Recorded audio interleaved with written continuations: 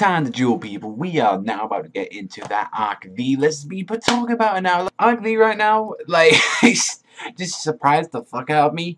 Like, when we actually got in some Gem Knights in this set, and I even got told as well by one of the comment sections that we're going to see X-Sabers as well. And I was like, god damn, we're going to actually be getting some X-Sabers, some Gem Knights, and people don't know, like, I used to actually play both the decks. I mean, if we're choosing out which one's the more superior one, then obviously it's going to be the X-Sabers, because, like, Gem Knights were good for a while. I've run both decks, and it was like, for the new girl, Masumi, to be running Gem Knights, it was actually a simple deck of there, because, you know, Yuzu versus her, Masumi, and it was like, oh, I'm going to be the one that shines the most, and all that. It's like, because my father's a jeweler, and it's like, he knows gems when he sees them, and you're not one. And it was like, yeah, just shut up. It was like, Yuzu, I was expecting Yuzu to lose, actually, from the start. It was kind of like making it more build. I was like, well, they have to win 2 wins, and it's like, they're going to have to either lead it up to Sora, and it was like, it was really shocking to see it from the episode that the only reason why Yuzu lost was made, like, because although it was an action duel, this was pretty much just a straight up duel. It wasn't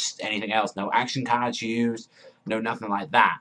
But however, when they did that, it was like, she was using, you know, the Topaz, you know, Emeralds, you know, to make, like, the fusion card Topaz.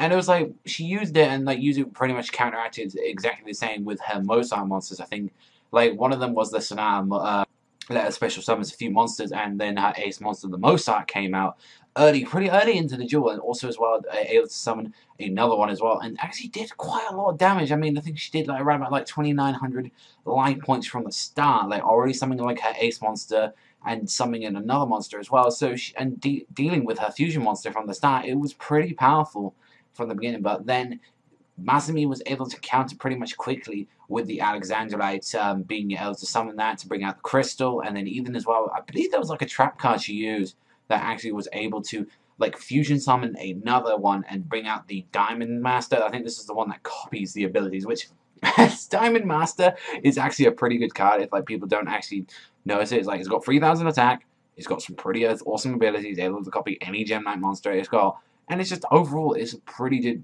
damn card. Like, the only reason which really annoyed me, which took points off this episode, was she lost because she was still doubting Yuya in her mind. It was like, I still can't do it. It's like, oh, Yuzu, like, I can't trust myself. It's like, oh, I can't trust Yuya. It's like, you literally went through like last time, oh, I can't possibly be him. I believe that. And saying, I'll stand by you. And now she's having another like incident. I don't know. It just, honestly, it felt a little bit annoying at this point, what was happening with her. And it was like, she lost trying to grab an action card, and turns out it was a reflection in the crystal. Well, it's like, and that's the reason she lost. Like, it was a really personal, annoying moment, I think. But it's like, yeah, like Yuzu, she has her moments, but she put the fight. And it's like, unlike most characters in the other Yu-Gi-Ohs, I mean, like, the only ones that we've really had from like that could even enjoy it from like 5Ds and, you know, Alexis from GX. It's like, Akiza and Alexis are the only ones that done. Like, Taya did duel, but she only did it like twice, I think, in the whole series.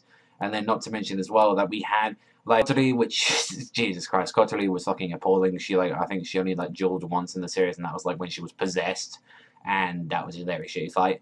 But I don't know, I think she did some good moments in this one. And then, you know, they had a little moment at the end of the episode, which was like, you know, it's kind of touching. Even like Masumi, it's like, how long are you two going to be holding each other? It's like, it's pretty much heavily hinted that the two of them both like each other, but, you know, she has to be all tsundere about it.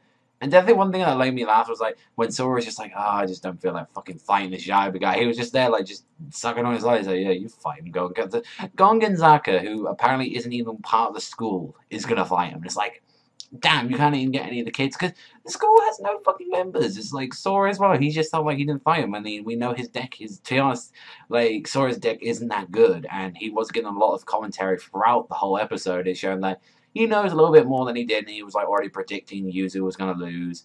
And one thing is, like, we're going against this Yaida kid, like, it's like, we don't know what he, Gon Gonzaga can really use, because he summoned, like, a Kabuto Samurai monster, and that's the only thing he did, like, one that had, like, a 100 attack, like, I think it was, like, 1,000 attack, and then his ability to change in defense mode if your opponent special summons a monster and gets 500 defense.